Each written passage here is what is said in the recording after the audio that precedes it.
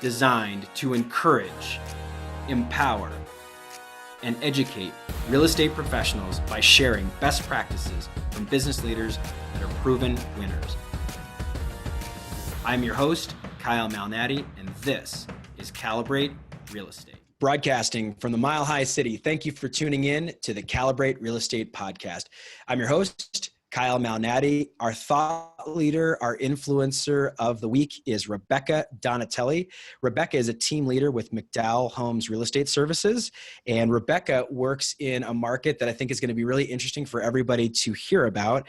Rebecca and I are buddies. We actually met in person earlier this year. For our podcast fans, you'll know that I emceed a mastermind and real estate conference with 30 under 30 alumni. Episodes 69, 70, and 71 were podcasts that we repurposed that content. And Rebecca is a 2019 30 under 30 honoree. She was part of the new class and came to Charleston, South Carolina. So we got to meet in person. Rebecca, I'm so excited to share this time with you on our podcast. Thanks for being with us. Yeah, thanks for having me. I'm excited to be here. All right, so our conversation is going to go across a couple of different things. Rebecca is a social media guru. She has grown a huge following on Instagram, one that Kayla Davis and I are actually watching and trying to implement and learn from. And so I got actually on a conference call / Zoom podcast with Rebecca last year, where we talked about how she builds her social media brand. So we'll talk about that. But let's talk about the 30 under 30 honor. I mean, that is such a mountaintop experience. I personally experienced it, gosh, I hate to say 7 years ago. But 2019 30 under 30 class, how cool is that? And what has been some of the positive outcomes for you since Realtor Magazine featured you in the 30 under 30 issue? Yeah, it was definitely crazy. I did apply for last year's class and did not get chosen. So I was definitely a little bit nervous to reapply for this year's class, but I felt really confident with some of the things that I had been able to accomplish last year. I will tell you, I've never been so nervous for anything in my entire life, especially the voting week, the week that they announced the top 50 finalists. I actually posted a video on my Facebook and my Instagram where the day before they were announcing, I went to a bunch of appointments, I had meetings and then lunch, and I had an interview with someone, a magazine interview, and I got home and I had 2 different shoes on for the whole day and didn't know about it. No one told me, like nobody said anything. And I had been so nervous I wasn't sleeping, so I just walked out the door with 2 completely different shoes on, different heights, like not even comparable heel height. It was nice after I got chosen to get a little bit of sleep, but no, it was a great experience. It's definitely expanded my business even the couple months that I've had it so far. I've gotten referrals. And just met some really awesome people. So if you are under 30, I highly encourage you to apply. If you've applied in the past and didn't get it and still have time, definitely reapply because it's huge for your business. So. Well, if you're listening to this podcast and you're under the age of 30, you are listening to 2 losers, because I lost the first time too. And it's an encouragement. I say that tongue in cheek, but it's an encouragement to reapply. There is a very defined, and talking with the godfather of 30 under 30, Rob Reuter, Rob says, I mean, we want people to be hungry enough to apply a second time. You'll know if you listen to our content in episode, I believe it was 73, where we did our actual mastermind sessions with James Nellis as the MC of that mastermind session, that Harrison Beecher, who was a prior guest of ours, he applied, I think, 5 or 6 times before he actually got it. And so it is that competitive, it is that much of an honor. Now let's talk about the mastermind. So the mastermind occurred in the month of April. The results were just a few weeks old. And one of our speakers, episode 70, Wayne Salmons, was our after lunch speaker, high energy guy. I got to interview him on a prior podcast before meeting him in person. Talk to me about you've got a new connection now with Wayne after seeing him in person. What are you and Wayne working on together now?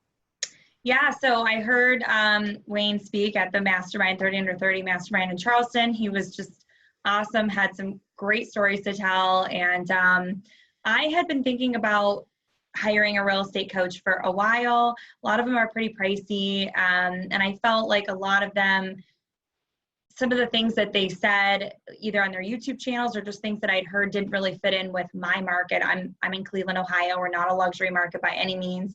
And so I was hesitant to hire one. And then after I met Wayne, I had actually talked to Harrison, who's a good friend of mine as well, about this, because he was also considering hiring someone too. And I reached out to Wayne. We had a great conversation, and I just hired him as my real estate coach. So I just had my first session this week. It was awesome. We were on the phone for an hour and 20 minutes. And I've already seen some things change for my business in like 2 days that I had been kind of waiting for to happen. So I'm really excited to kind of start this journey. And I'll let you know how that goes for sure. Well, and Rebecca, I didn't know this until we started recording that you had hired Wayne. And I'll admit to our audience that I had a rough couple of days as a leader in my business where there was a lot of thought process, and I can't get into it right now, but a lot of thought process about team members and direction, and we're expanding, we're growing. We may physically be moving our space, and that causes a lot of important decisions. And there's some thoughts, positive and negative, around that. And then I've had some team relational things that I constantly am thinking about as our team has doubled in size from a space standpoint, but doubled in size from a team member count as well. And yesterday I was like, I need some coaching. And I listened to episode 70 and I was like, I need to hear Wayne talk about I get to versus I have to. That mentality of like, I get to do this. I am blessed to be a leader. I am blessed to be helping people solve their problems. And Wayne, I love how, and you can listen back to this if you want to hear it, if you haven't heard it, but Wayne, I love how he talks about, he's like, look, doctors, can you imagine if a doctor sat there and complained about why are all these sick people constantly here? I mean, obviously, like that's what they're supposed to do. They're supposed to help sick people get better. And he's like, real estate agents are constantly complaining about a buyer did this, a buyer bought a truck right before they close and like all this other stuff. And it was just it was a great reset for me. And for those of you that are avid listeners of our podcast on Apple iTunes, you know that I learn along with the expert guests and I learn along with the audience. And it just goes to show you that I re-listen to our episodes because it helps me. Okay, let's get into social media. You'd mentioned Facebook and you'd mentioned Instagram. First of all, what's your preference? Do you like Facebook? Do you like Instagram? And how do you use both? Because I think both are appropriate in different applications. Yeah, so I do use both. Instagram for me is my main source of business. In fact, maybe 2 days ago, I put up a video that in the month of June, I had gotten 1.2 million in referral business. Most of that was Instagram and one was LinkedIn. So it was probably my biggest month for referral business, which was awesome. And actually one of those people was a fellow 30 under 30 from another class. But I mainly use Instagram, but I also use Facebook. I like Facebook because I have a different audience on there than I do versus my Instagram. My Facebook is more people that I already know and have some sort of relationship with. Instagram is mostly people that I've either newly connected with, maybe I know them, but I've never met them in person, or it's just somebody that I just don't know. I have a much larger reach on Instagram than I do Facebook. So I love them both, but for different reasons. But I'm on there pretty much every single day for my business. I mean, that's a lot of my 30 under 30 comes from how I built my brand and stuff on Instagram, and I love it. I encourage everyone, whether you're in real estate or you're in another business, to get on there immediately. It's changed my business completely. Okay, so as we talk about reach, let's talk about some statistics, because we found Rebecca last year and actually asked her to just pick her brain. I mean, she's in Cleveland, I'm in Denver. We can't get together for coffee until she became a 30 under 30 honoree. But I was just like, your Instagram following is huge. How many Instagram followers do you have today? About? Almost 14,000. That is crazy. I have like 200. I think I bounced between 100 and 210. Now I will share with you that I was reluctant to start an Instagram account. And so I started one for my dog. And my dog is named Boomer. And I felt like I want to play around with this. I want to test it before I start, because I feel like, having had some accolades, I was a 30 under 30, and I was also a Denver Business Journal 40 under 40. I feel like I want to do this well, and I am all about failing forward. I'm all about calibrate, but like, I want to calibrate in a space that's like a fun, creative space. So I started one for my dog, and that's a lot of fun. Then I started one for myself, and I will tell you, it's hard. I mean, it feels like, you know, posting is I don't know what to post some days and how much personal versus how much business. So let's talk really tactically about how you've grown an audience of 14,000. Now, I think I know the answer. Do you buy Instagram followers, or like, what does it take to go from 1 to 14,000? Yeah. So first of all, no, I don't. I started this account, I'll never forget, it was July 4th of 2016. I just remember the day because it was July 4th. I didn't have any appointments. I was about a year, actually exactly a year in the business at that time. And I was 24, or no, at the time I started, I was 25. And I did not realize when I got into the business of real estate how hard it was to find business. I was not on a team. I was just on my own. So I did have a great first year. I mean, I had a really nice year, but I was realizing how competitive it was. You know, I was up against these 20-year veterans or people that had been in the business a long time or that were a lot older than I, so they just had larger spheres. And so for me, I started it as a hobby. I love real estate, and I love photography as well on the side. So I wanted to post my passion on there and not bother my friends on my personal account. So I started it, and I had no intentions of growing it this big or doing anything with it. It was kind of just like a place for me to share my love for real estate and photography. And it did end up becoming something. And once I started seeing that growth, I was like, I could do some really big things here. I could really start building my brand. And this is kind of the answer that I've been looking for, is that this is the way for me to build my brand up against these agents that have been around for a long time. So that's where I started leveraging it. I really just started following everybody that I knew, all the local accounts, influencers in our area, you know, the Cavs players, the Browns, everyone there. And just started spending a lot of time on it every single day. And that's where the following just kind of came from and has built since then. So it was, I used to spend a lot more time on it than I do now, to be honest, because I've kind of mastered like taking a picture, posting it, doing the whole spiel, and getting it under 1 minute. So I had my husband time me one day from taking a picture, editing the picture, writing a caption, putting my hashtags, and then sharing it. And it was like 40 some seconds or something. But the reason I had him do that is because I wanted to share with people, you don't have to spend hours on hours trying to get one picture, you know, and then half your day is gone. And I personally don't have that much time in my day. I have a team now of 3 agents, myself 4 included. I have a speaking consulting business that I do as well.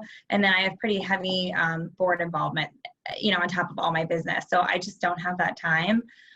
So for me, I kind of dialed down the amount of time it took for me to be on there so I could just get it done and move on with my day.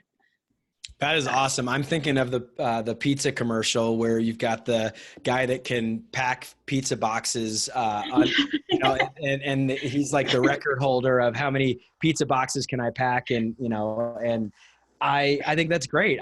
It's efficiency. You've noticed that this is an important part of your business, but you're like any business owner. How can I do the same thing in a shorter period of time? How can I have a bigger ROI? And I think that many people undervalue their time. I mean, time, it sounds cliche, but time is the most precious resource. It's not renewable. You don't get minutes back. You can always go out and make more money, frankly, but you can't make more time. And it's the one thing, you know, Oprah Winfrey has the same amount of time. Elon Musk has the same amount of time. Donald Trump or any other person you might think about has the same amount of time. We all have 24 hours in a day. And if you can do the same thing faster, you can do it more effectively. I think that's great that your husband timed you. I could just see that. Like, all right. So is 45 seconds your record, or have you? I haven't had him time me since then, but I was actually preparing a presentation. So I travel now to speak about utilizing Instagram for your real estate business. So it was actually right after I turned in my 30 under 30 application that I officially launched my speaking and consulting business. But now I travel all over the country to talk about it. So I was putting together one of my presentations, and that was just something I really wanted to have in there to share with people, because a lot of people ask me like, I don't know what to post, or I'm sitting there playing with the filters. I don't know what to say. What hashtags do I put? All these different questions for one post. So I wanted to share with them that, you can do it quickly. I share apps that you can edit your photos. It literally takes me no time. So I haven't done, that was probably 4 or 5 months ago that I had him time me. I haven't done it since, but now that you're asking me, maybe I'll have him time me and see if I can beat that all time. You'll have to see if you can beat your track record. Yeah. Okay. So we're all about getting very tactical, very specific, and you're an expert. Now, what I don't want to do is give away all of your speaking business, but what are some tips? What are some tricks for maybe, and I'll be the newbie. I've only been on Instagram for a couple of months, and I've posted in a couple of different ways. And so I can ask you some questions, but what are some of the common questions that you get in Q&A sessions, or maybe after you've delivered a keynote and someone comes up and they're like, I didn't want to ask this in public, but like, here's what I'm struggling with. What are some of the common struggles that you see with someone in Instagram? So a lot of times people will come to me and they'll say, I'm posting, but I'm not seeing any return, essentially. I feel like I'm not getting any value from using this. So with those specific people, everyone has different things that they're doing. So obviously it's different per person. The one thing I recommend to people is you should be posting at least 3 to 4 times per week. In my opinion, this sounds really crazy, but this is just the way people think. If they don't see you active, they take it as that you're not busy. So if they don't see you on Instagram for a whole week and 7 days go by and you haven't shared anything about what you're doing, even though you could be so slammed that you just don't have even the time to share one thing, people perceive lack of posts as lack of business. And especially to people that you don't know, when you're trying to build a brand, that's the last thing that you want to do, obviously, is make it seem like you're not busy. So that's why I think it's important 3 to 4 times per week, and just fit it in. Like, I'll even put up a post if I'm at line at Starbucks getting a quick coffee, which happens usually 2 to 3 times every day. So, or if I'm like, I don't know, going to the bathroom really quick or something, like that, you have time in your day to do it. I actually tell my agents that they should be putting in time in their schedule every day. Whether they want to do it or not is up to them. But even just put it in your planner, like 30 minutes on Instagram, going through, engaging with your followers. That's the other thing people ask me is, okay, so I'm posting, what else should I be doing? I think it's more important to spend more time engaging with your followers than it is to be sharing your own content. So I'll spend a little bit of time every day, in between appointments or whatever I'm doing, and just scroll through and engage with them. With engaging, I mean liking their posts, commenting on their posts, if it's their birthday, wish them a happy birthday. Even if you don't know them, just wish them a happy birthday, because they'll see you, they'll see your face, they'll appreciate it. If it's an agent that I've connected with around the country and they have a new listing or a sold, I'll always congratulate them on the listing or the sold. What a great listing. It's priced really well, to kind of give them a little bit of boost or something. So it's spending that time. I answer every DM that I get, every direct message. It might not necessarily be that day, but I'll get back to them at some point. And just engaging with those people is huge. I mean, it's probably the biggest thing that I tell people when I'm talking to them. What are some don'ts? So those are some great do's. What are some things that you're like, do not do this on Instagram? I get mixed feelings from other people, especially other agents, about this. I don't like to get too personal. To be honest, I don't get too personal on there for safety reasons. I have a separate Instagram account that is completely private. It's a personal one. I don't really spend that much time on there, but I've got 700 people on there that I know. And now some people I know, they'll post pictures of their house and their kids, and that's fine. Everyone has a different way of doing things. I would say, especially for the women, just to be honest, be really careful with that. don't overly post. You know, you have some people that'll post 4 to 5 times every single day. It's a little bit too much, in my opinion. You don't want to annoy people to where they're like, okay, I get it. Here you are again, and this is what you're doing here. The other thing that I would say is a don't is, and this is a mistake that I made when I first started the Instagram, is I was posting sold, new listing, house, home inspection, house. Everything was just straight up houses because I thought that's what people wanted to see. And I noticed that on the posts that were just houses, my engagement levels were lower. On posts that were not houses, maybe a behind the scenes of something, or a picture of me or my team or something else not house related, I was getting higher engagement.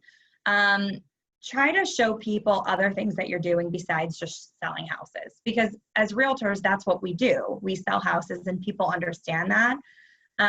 But they want to see what else it is that you're doing. I love posting behind the scenes. I probably get the most engagement on those types of posts. So now if you scroll through my Instagram, it's rare that you'll see me post a sold. If I post a sold, it's usually my clients standing in front of the house with their sign. It's rare that you'll see me put, sold on a house, or I don't share a lot of my listings. I do, but I try to do more of other content because people I've realized just don't care about that. So that's probably the biggest one I would say out of all of those. I love that, because you're exactly right. I think that the tendency is like everybody wants to see that I'm selling them, listing them, selling them, listing. And I think they already know that you're a real estate agent, you're a real estate professional. And while you should sprinkle some of that in, I would imagine that, like you said, more of the authentic, more of the behind the scenes, that's the access that people want. They want that authenticity. They want that this is how she does it, not what she's doing, And I think that that's the thing that people really latch onto, because that's a story instead of a billboard, right? That's right. The thing I think Exactly. is that, and that's why they're called Instagram stories, right? So that's the next thing let's talk about. So I know the posting part of it, I'm a little bit squeamy about doing stories. I don't really understand it. I don't know what to do. So you talked about direct messaging. I get that. It's sort of like email, but they can get to you when they don't have your email. Right. So what do you think about stories? Yeah, so it's actually funny you asked me that, because Realtor Magazine just reached back out to me. They're doing a story on Instagram stories. So they interviewed me for this article. I love Instagram stories. I think they started them more recently. I mean, within the last, couple of years, maybe. It was definitely after I started this account. And one of the reasons I love the stories is because it allows your followers to see what you're up to, again, behind the scenes during the day. Now I never have a time where I don't have something on my story. And if I do, it's actually really funny, because some of my followers, this sounds like kind of crazy, but sometimes they'll be like, what are you up to? If I don't have anything up there, people are like, what are you doing today? What's going on? So they love to see kind of the behind the scenes of what you're doing. It's kind of it's basically like Snapchat, it's there for 24 hours and then it goes away. You can save them now to they're called highlights on your profile. So for me, I'll save conferences. I think I have a Charleston one from I have a 30 under 31. Events and things that I'm doing, I'll save those. One of my favorite ones that I saved is I currently have a private listing here in Cleveland, just outside the city. It's a luxury townhome. And I had almost 40 agents nationwide share it on their stories for me. And so I saved them, to my highlights. So if you go to my highlights, I have the address. It's 2514 West 7th. And you can see my friends, Harrison shared it. A lot of 30 under 30 shared it for me, so that I could get some bigger exposure. And the stories are just great because, like I said, they allow people to see things you're doing behind the scenes, especially things that maybe you don't want to share as a post, but you still want to let people know what you're up to. The other reason I love the stories is because now they have different ways that you can engage with your followers on the story. So for example, you can put up a poll and, ask people which house they like better, A or B, and get them to respond to you. You can get them to answer questions, or they can ask you questions. And so there's a really great way in there to get people to interact with you more so than just sharing a picture or a video or something like that. And you can see who's viewing your stories. There's just a lot of great features on there. You can also go live on your story. And when you go live, it's just like Facebook Live. People get notified as soon as you're on there. So you can see who's watching what you're doing. Maybe you're previewing a house, or, maybe you're at an event or something. So there's some really cool features. I think stories are really underused in my opinion. And one of the referrals I got last month was actually from an agent who watched my story and responded to me, and we just started a conversation. She said, "Oh, my parents happen to live in Cleveland." This was like a couple months ago. And finally last month, she said, "My parents need to buy. They're looking up to $450,000. Can you help them?" And so now I'm working with her parents. That was just from an interaction from one of my stories. So I personally think stories are underused. I highly encourage everyone to get on there now because they're great. That is so cool. Okay, so this is just how my mind works.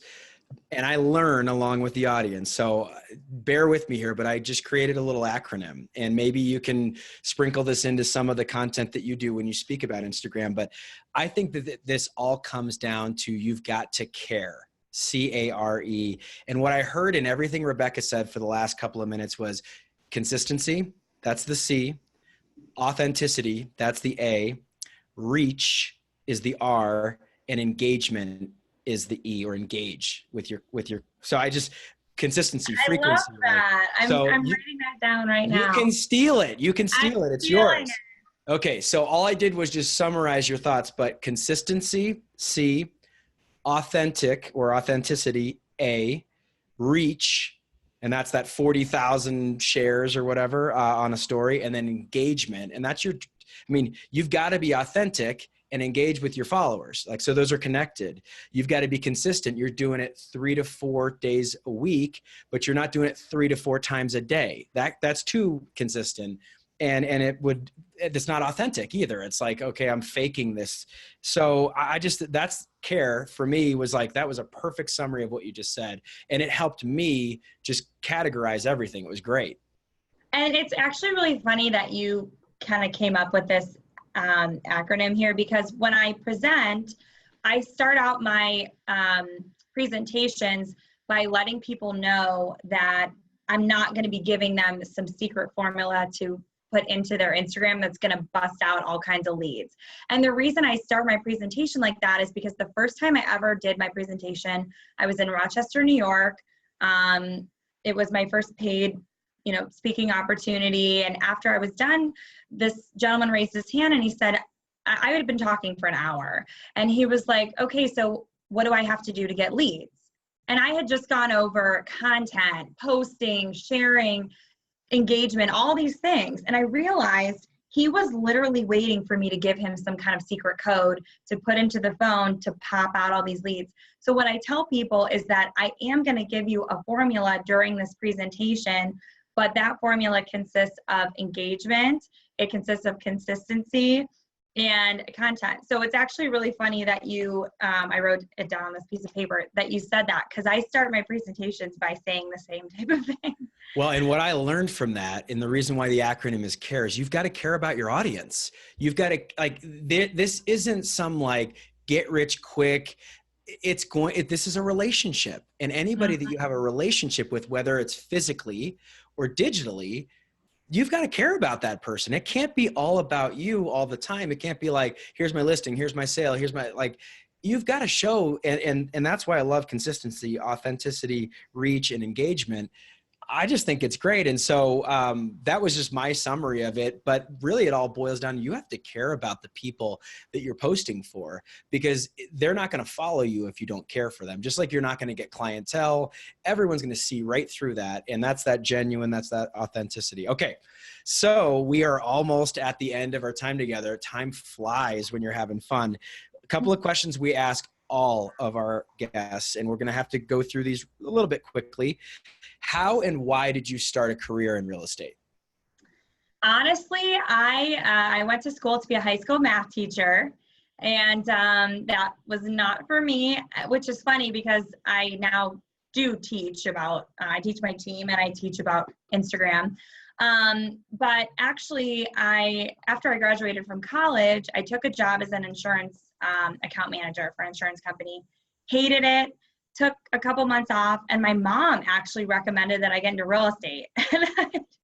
And I did, and it just ended up working out really well. I didn't know anyone in real estate. She's not in real estate. No one in my family is.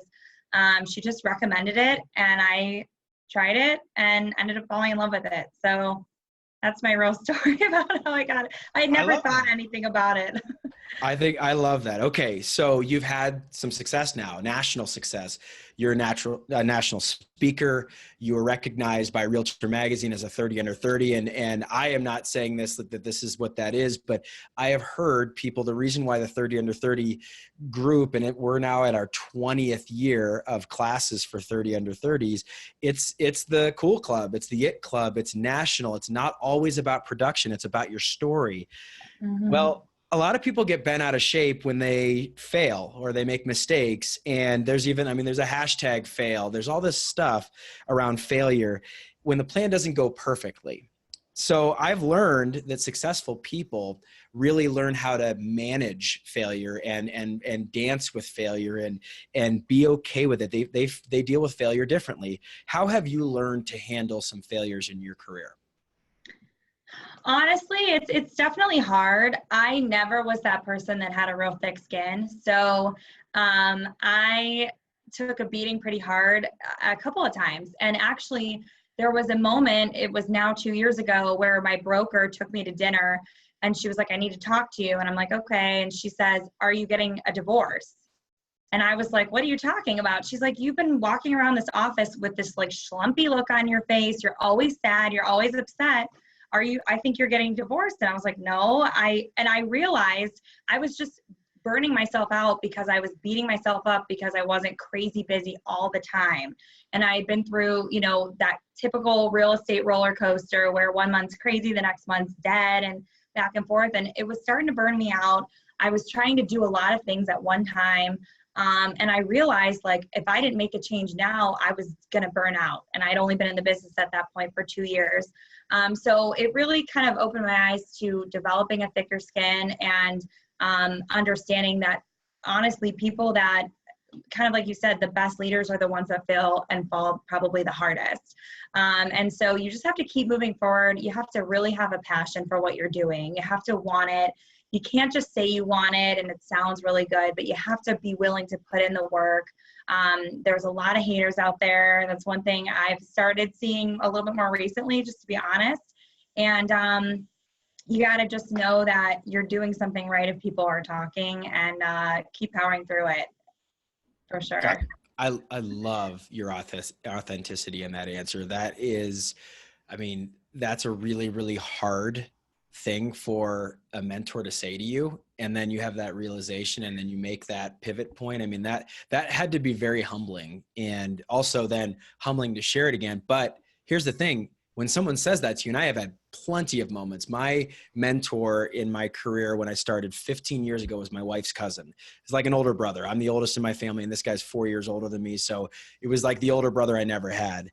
And it was not my cousin, it was my wife's cousin. And he would say stuff like that to me. He's like, look, dude, you need to figure this out. Like, just get over yourself.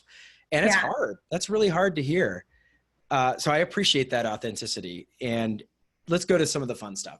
What has been the most memorable or impactful experience that you've had in your career as a real estate agent? I mean, honestly, I have to say the 30 under 30 is probably up there at the top. I had wanted that so badly, so badly.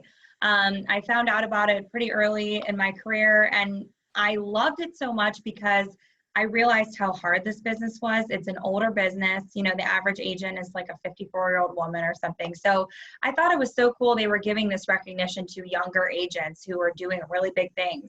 And I remember studying profiles from the past 30 under 30 honorees, like studying them. And anyone that I would talk to who was a past 30 under 30, I thought was like a celebrity. I mean, that is how bad I wanted this. And so, so when I finally got it, and especially because I had failed once before, it just had proven to me that I had done, you know, accomplished something that was really important to me, that, you know, people around the country were sending me cards and congratulatory messages, and it felt pretty awesome. So I would have to say that's probably at the top for me. That is so cool. And it's so true, because I got in the business when I was 22, which tees up our next question. I worked for my wife's cousin who was a 30 under 30. He was a 30 under 30 the second year I worked for him. And I helped him with his application. I was the admin. I was writing it for him. And when he was accepted, I was like, this is really cool. And he did it at 27. Wow. I didn't get there until I was 29. So I worked for him as a 22-year-old, and it took me 7 years of like watching. And I mean, the reason I do a podcast today is very much born out of like studying all of these people. And I completely agree. I was like, these are like my heroes, and like, these are so cool. And there were not a lot of people from Colorado. Colorado was a very, you know, you get a lot of people from Washington, D.C., you get a lot of people from California, New York. I mean, these big real estate markets. In Colorado, there were something like 5 or 6 years of a gap between me and the last person. And that was Amanda DeVito Parle, who was also at our 30 under 30 reunion. And she's become a good buddy of mine. And it was like such a cool experience. I'm like, I cannot believe I made it. And I did it on my last year, the year that I was 29, I was turning 30 that August, and the results are out in April, May. So I got it on my last chance. So I completely agree with you. Okay. Awesome. Let's think back to your mom giving you that advice as that insurance manager, or that person working at a management. After you've got a year or so in business, you've graduated from college, you thought you were going to be a teacher. This question, Dear Younger Me, I've dubbed it as the advice you wish you knew when you were 22. I started my career when I was a 22-year-old, and that's part of the reason behind this question.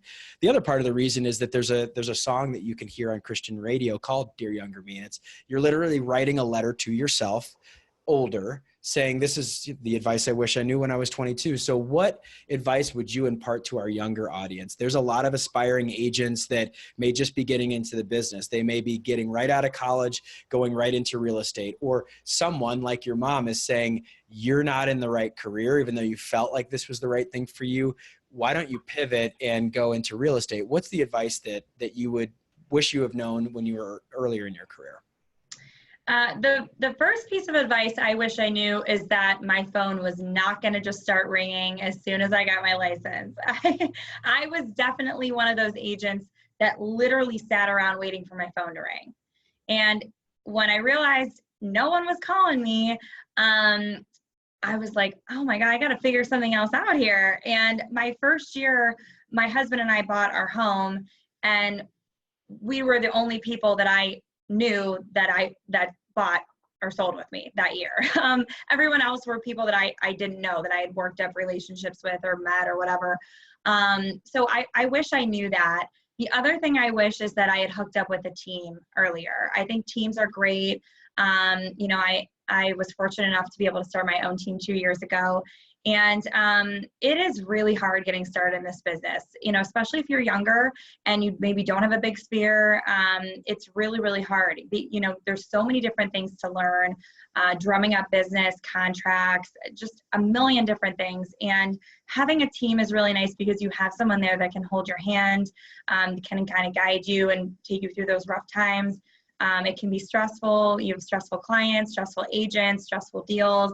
And so a team is really a great thing. I highly encourage you, if you're a newer agent, to hook up with a great team.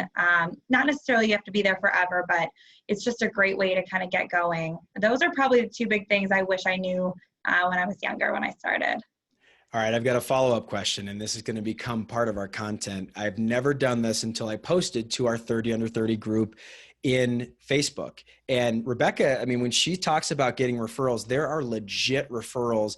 Thousands of dollars are made on a monthly basis through this group. Now, I don't want you to feel bad about it if you're not a 30 under 30. There's a YPN group on Facebook that if you're a realtor and you're part of YPN, you can plug right in and start asking like, hey, I've got a reload buyer that's moving from Denver to Cleveland. Who do I know? And Rebecca would be like, I can help you out, you know? So there's real money in this business in social media. And that's been a lot of our topic here. But the follow-up question I have that I want to ask, and I posted it to our 30 under 30 group, is what is your happy place? And let me give some context around that. You're stressed out. You feel like your phone won't stop ringing.